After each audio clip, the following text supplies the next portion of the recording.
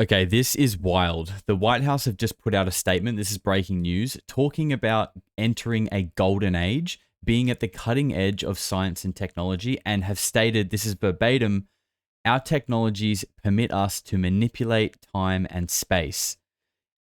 And you know I'll call bullshit when I see it, but honestly, this feels revelational. In my last video, I was annoyed, I was upset, but this video seems like we've actually got something of substance here. And that's just the polarity of life, right? That's the beauty of it all. So I'm going to read through the whole thing in just a moment, but very quickly, I do have two very small, quick announcements that I just want to get through. So apparently, first of all, we seem to be on a streak here. Now, just let me get my book out just quickly. This is the YouTube Conspiracy Collection, and if you at home would care to join me once again and pull out your Bibles, we have a quick ceremony to partake in. We have just earned another sticker under our videos in the Conspiracy Handbook. 2 in a row, actually, 2 videos in a row, and we have just earned the interdimensional UFO hypothesis. And honestly, this was a bit of a weird one because in the last video where I got this underneath, I don't feel like I talked about that at all. Obviously, we talked a lot about UFOs and stuff, but nothing about interdimensional. But you know what? I'll take it. It's not a double, and we want to collect them all, so I'll take it. We've only gotten one double so far, actually, and that was the lizards. And I actually just recorded a podcast today that's going to come out this weekend, and when it does, I'm going to assume that we're going to have triples of the lizards. So you have that to look forward to. Now, I think I'm actually going to create a Discord channel where I keep this on display so everyone can kind of keep up to date with how unhinged we actually are. Speaking of Discord, though, you may have seen that the channel has just ticked over 10,000 subscribers. Thank you. Which means we're going to start live streaming these shows as of this weekend. So I'm going to be running a poll in Discord to see what time slot is going to suit you beautiful, weird people around the world the most, okay? I'm probably going to try a few different times. We'll do a few trials, see what sticks. So if you want to vote, if you enjoy watching these shows and you want to tune in live, jump in our Discord if you're not already. There'll be a link below in the description. And there'll be a channel there that you should be able to see called Events. Go in there and you pick whatever time slot suits you. But anyway, that's it. That's enough of the housekeeping stuff out of the way. Let's dive into the show. Because the White House, via Michael Kratsios, I'm probably butchering that, has just announced the Golden Age. And this is kind of insane. So just quickly, I want to give you a quick who is Michael Kratsios, because I had never heard of him before. So his position in the White House began, President-elect Donald Trump announced his intention to nominate him as the next director of the Office of Science and Technology Policy and the science advisor to the president. And then this was confirmed for the office on March 25th. So about 3 weeks ago, a bit less than 3 weeks ago, this guy came in. So he obviously hasn't wasted any time, but this isn't even the wild part. Who was Michael Kratsios before this? This is what he's been involved in, okay? So Department of Defense. On July 13th, 2020, the U.S. Department of Defense announced Kratsios would serve as its acting Undersecretary of Defense for Research and Engineering. In this role, Kratsios served as the third highest ranking official at the Department of Defense and the principal advisor to the Secretary of Defense for Technology, supervising all defense research and engineering, technology development, technology transition, prototyping activities, experimentation, and developmental testing activities and programs. Kratsios, this is the wildest part, Kratsios also oversaw the Defense Advanced Research Projects Agency, DARPA. This guy oversaw DARPA, the Missile Defense Agency, the Defense Innovation Unit, the Space Development Agency, and the DoD Laboratory Enterprise. This guy oversaw all of that. Kratsios managed a $106 billion research and development budget, the largest in the world. Okay, so this is wild, right? And wait till we get into what he actually had to say. So rather than cut it up, I've actually got the official window open here so you guys can see. Okay, where is it? There it is. All right, so as you guys can see, it's very bright. This is the official White House website, www.whitehouse.gov/articles/205, blah, blah, blah. I'll link it below so you guys can check it out for yourself. But this is, just so you can see, this is the official website. All right, so it's a bit of a read. The juicy bit isn't too far in, but we're going to go through the whole thing, and you guys can let me know what you think. All right, so this was released on April 14th. Remarks by director Kratsios at the Endless Frontiers Retreat, the White House, the golden age of American innovation, as prepared for delivery, Endless Frontiers Retreat in Austin, Texas, April 14th, 2025. Thank you for the kind introduction. It is a pleasure to speak to you all this evening here in the early light of the golden age of America. President Trump has given all of us who serve in his administration a monumental task, the renewal of our nation. I know, and I think you know too, that such a renewal will require reinvigoration of the American science and industry. Over the last few decades, America has become complacent, forgetting old dreams of building a wondrous future. But we know the American pioneer spirit still seeks the exploration of endless frontiers. Our technologies and what we do with them will be the tools with which we will make the destiny of our country manifest in this century. Yet this American hope in the possibility of progress and the power of science and technology does not allow builders and innovators to retreat from politics. Indeed, quite the opposite, which is what brings me here today. A golden age is only possible if we choose it. There is nothing predestined about technological progress and scientific discovery. They require the efforts and energies of men and women, the collective choice for order and truth over disorder and opinion. The last century was called the American century, as despite wars and domestic conflict, the United States stood at the forefront of science and technology, building the future. With the strength of our industry and ingenuity, we created the largest middle class the world has ever seen. As President Trump said to me in his letter laying out the science and technology agenda of this administration, the triumphs of the last century did not happen by chance. Ours was the atomic age, ours was the victory in the space race, and ours the invention of the internet, collecting and connecting the multiplicity of human knowledge. Today, we fight to restore that inheritance, as the failure of the Biden administration's small yard, high fence approach makes clear. It is not enough to seek to protect America's technological lead. We also have a duty to promote American technological leadership. We're getting to the good part. A gap lies between our moment and the speed of transformation America experienced mid-century. Progress has slowed. Yes, large language models astonish us, rockets still turn our eyes upward, and satellites envelop the globe. But as we look forward to America's 250th birthday celebration next year, our progress today pales in comparison to the huge leaps of the 20th century. Consider the country of 50 years ago. As the nation approached its bicentennial, Americans looked forward to electricity too cheap to meter. By the end of 1972, 30 nuclear power plants were operational, 55 were under construction, and more than 80 were planned or ordered. That same year, the Apollo 17 astronauts became the 11th and 12th men to walk on the moon. Suit yourself, all right? We'll agree to disagree.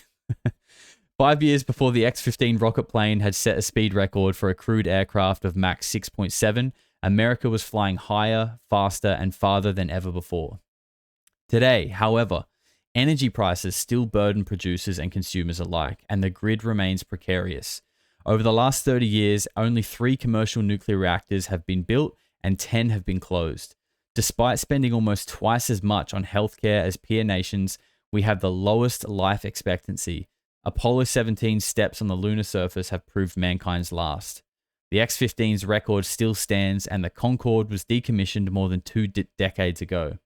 Our passenger planes are slower than they used to be, our trains crawl compared to those in other parts of the world, and our cars do not fly. Yet. That was me, not Kratsios. Advances have not stopped, but something has gone wrong. Stagnation was a choice. We have weighed down our builders and innovators. The well-intentioned regulatory regime of the 1970s became an ever-tightening ratchet, first hampering America's ability to become a net energy exporter and then making it harder and harder to build. We seem to have lost focus and vision to have lowered our sights and let systems and structures and bureaucracies muddle us along. But we are capable of so much more. Our technologies permit us to manipulate time and space. An air duct. Oh my God! Okay, it's happening. Everybody stay calm. What's the Everybody procedure, stay calm. everyone? What's the procedure? Stay Wait. Everybody calm down. That was meant to play a bit quicker, but you know, this is a live show, so these things happen. So just before we go on, that's obviously the big bit, right? And I've thought about that sentence a few times and I've thought, you know, could that mean something else that I'm just getting carried away with? But I can't think of it. I can't. Please let me know in the comments if you think I'm just, you know, misinterpreting this. Let me know. But I don't think I am. I think this is actually the beginning of this is the announcement of the beginning of a new way forward. Something that we all, I'm sure, agree has been desperately needed for a long time. But let's keep reading because there's a lot more to it and it fleshes it out a little bit further. So our technologies permit us to manipulate time and space. They leave distance annihilated, cause things to grow, and improve productivity. As Vice President Vance said in a recent speech, the tradition of American innovation has been one of increasing the capacities of America's workers, of extending human ability so that more people can do more and more meaningful work. But unrestricted immigration and reliance on cheap labor, both domestically and offshore, has been a substitute for improving productivity with technology. We can build in new ways that let us do more with less, or we can borrow from the future.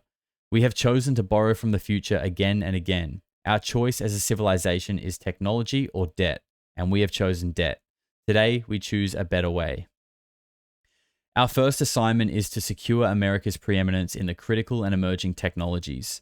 This administration will ensure that our nation remains the leader in the industries of the future with a strategy of both promotion and protection, protecting our greatest assets and promoting our greatest innovators. To the degree it even tried to accomplish this, the Biden administration failed on its own terms, led by a spirit of fear rather than promise.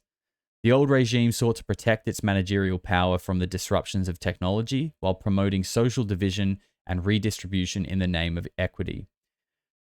They secured American technology poorly and failed to strengthen our leadership at all. Promoting America's technological leadership requires three things of government. First, we have to make the smart choices of creatively allocating our public research and development dollars.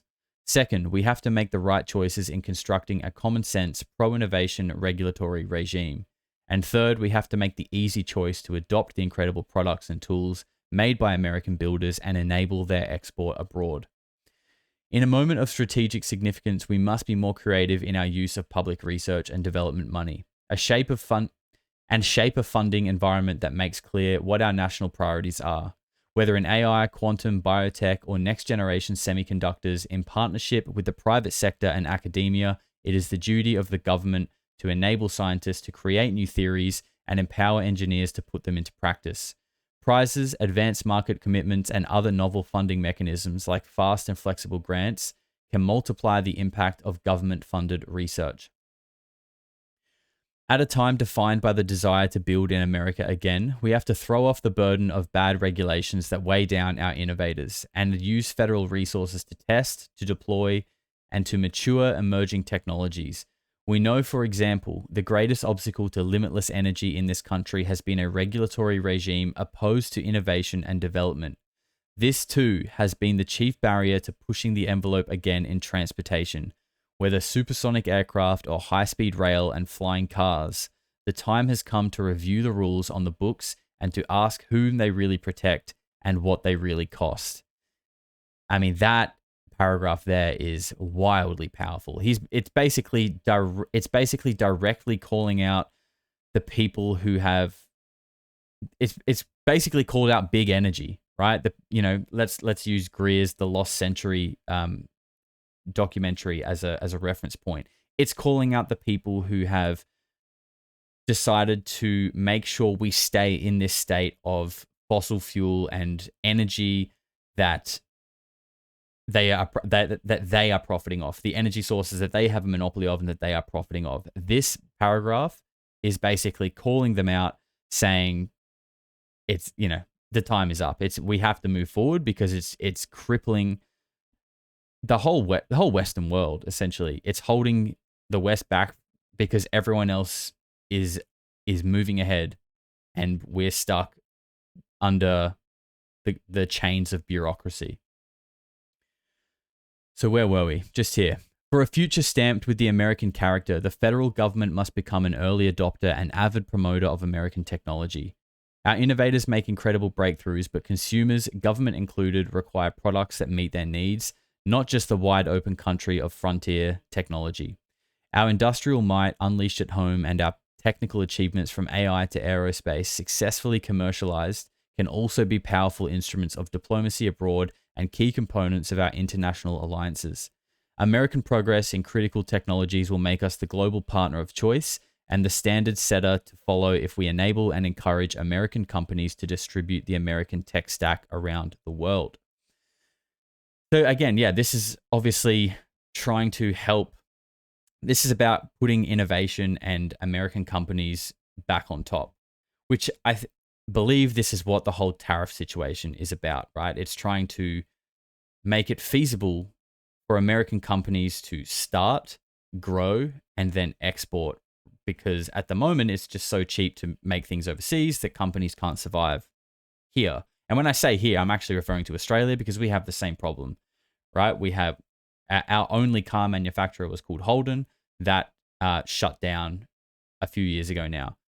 And it's just purely because businesses can't afford to operate here because it's just so too cheap to do it overseas. And my understanding of things, and I don't profess to be an expert here, is that the idea behind the tariffs is to kind of balance that out. And as much as, my country's been tariffed, I'm not crying about it. I don't think it's the end of the world. I think if I was in America's shoes, I would want my country doing what's best for me personally. So I totally understand that. And I kind of wish we would do something similar to help businesses thrive and grow and just become more feasible and realistic in Australia. Let's keep going. This approach to promoting America's technological leadership goes hand in hand with a threefold strategy for protecting the position from foreign rivals. First, we must safeguard US intellectual property and take seriously American research security. Second, we must prevent rival nations from infiltrating our infrastructure and supply chains, as well as from embedding themselves in the infrastructure of our allies. And third, we must enforce export controls and other measures that keep American frontier technologies out of competitors' hands. We face many dangers as a nation, but thanks to decades of feckless American leaders, let me know in the comments, what is feckless? China in particular has grown into both a geopolitical rival and technological competitor. This threat requires us to protect our science and technology resources with heightened vigilance and defend the vital work American researchers do in public and corporate contexts alike from misuse. Sorry, I butchered that part. I've been going okay so far. Corporate contexts alike from misuse, theft, and disruption. To safeguard our intellectual capital, we must restrict foreign access to sensitive data and strengthen oversight of international collaborators. Sorry, I think I messed that bit up because while I was reading it, I was thinking about something else. I was thinking about how they talked about China has grown into a geopolitical and technological competitor. And with my last video where how I was talking about the Tic Tac and how I just think it's bullshit, I just posted on X actually a picture. I'll show you at the end, but it's basically about the fact that China have drones in the public sphere. Like, it's not even secret tech. They just have drones, and you can look it up, that go transmedium. They have transmedium drones that will go seamlessly from the air, underwater, and back into the air. It'll take me a bit to pull that up, but I will grab it at the end of the video if you want to stick around and check that out. So now let's focus. Our infrastructure, supply chains. No, we've read that. Did we? No. Our infrastructure, supply chains, and those of our allies must be secured too. We cannot afford to remain dependent as we are in too many essential industries on Chinese inputs and products, nor can we allow our closest partners to become points of insecurity by relying on Chinese-controlled critical infrastructure, whether in telecom, the grid, or AI. We must establish and secure trusted supply chains, implement public-private partnerships to enhance supply chain resilience, and create investment incentives to reshore more critical manufacturing. Finally, after 30 years of subsidizing Chinese growth, it is time for us to stop helping a rival catch up with us in this race. Strict and simple export controls and know your customer rules with an unapologetic America First attitude about enforcing them are central to stopping China from continuing to build itself up at our expense. We want peace between our countries, and that peace depends on keeping America's bleeding edge technology out of our competitors' hands. The golden age of American innovation is on our horizon if we choose it. In a changing technological environment, the task ahead of us is to adapt to new realities without destroying the American way of life or disinheriting the American worker. We seek, in the most basic terms, to secure our economy, restore our middle class, and uphold America as the planet's best home for innovators. Interesting use of language here. Adapt to new realities without destroying the American way of life or disinheriting the American worker. Basically saying the kind of technologies, the kind of technologies that are going to come in are going to force us to adapt to new realities that could potentially, if not handled correctly, take out the workforce in a way. That's how I'm interpreting that. Let me know what you think in the comments. For many years now, the temptation for the kinds of people represented in this room, builders and discoverers, has been to withdraw from politics.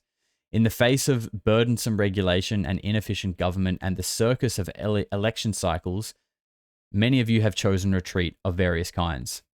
That's what I call this all a circus all the time. But there is no substitute for victory. You and your fellow Americans cannot afford to give up on the nation. In a world so shaped by politics as well as technology, we must take action in both of these domains. We need all Americans to continue to rise to the occasion, to make full use of their talent, and to build. All of us must labor to preserve the inheritance of the American century, to share with posterity. And to ensure that the technologies that give shape to our world help the American people secure the blessings of liberty we received from our forebears. I bear that responsibility in my role as the President's Science and Technology Advisor. You bear it too, in exercising whatever powers and responsibilities you have, whether in business, education, or the laboratory, as Americans. It is the choices of the individuals that will make the new American Golden Age possible. The choice of individuals to master the sclerosis of the state, and the choice of individuals to craft new technologies and give themselves to scientific discoveries that will bend time and space, make more or less, and drive us further into the endless frontier. That is pretty wild. What do you guys think about this? I think this could be the beginning of the technology that we all know already exists and has existed for a long time, but as is stated in that, has been strangled and constricted by a multitude of bureaucracies and monopolies on certain industries.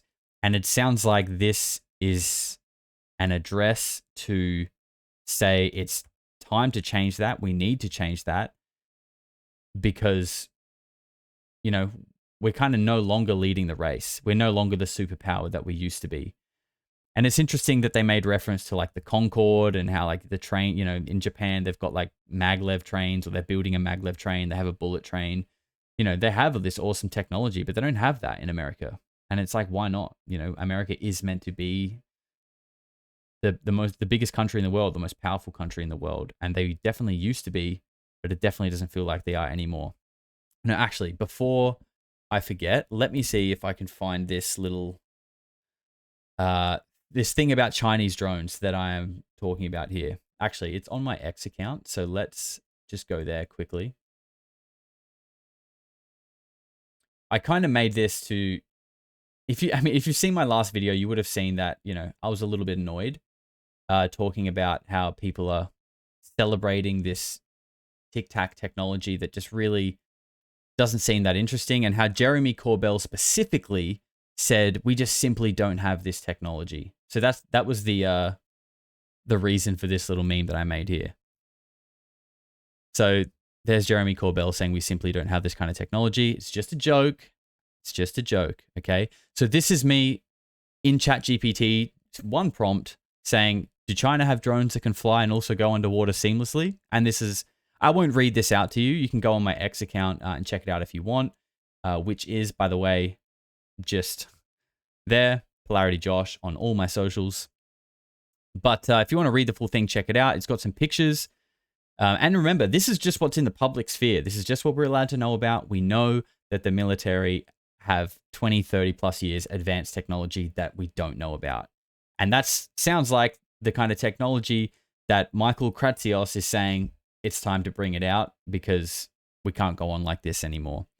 And the interesting part that I will just point out about this, bottom left article here that it references, and this is from over a year ago, China is reportedly developing military drones that can split into 6 to overwhelm enemy defenses.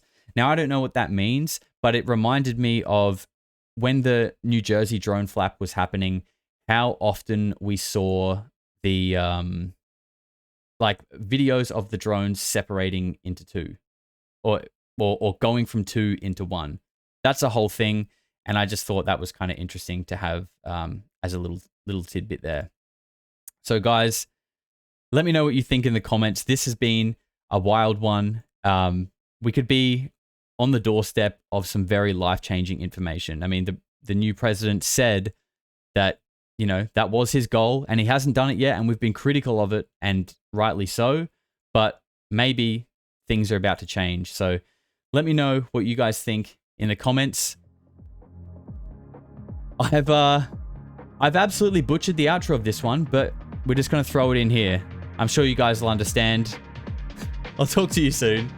Hey, get in the Discord, vote for the live stream this weekend. Get in there. I'll see you next time. Here it is.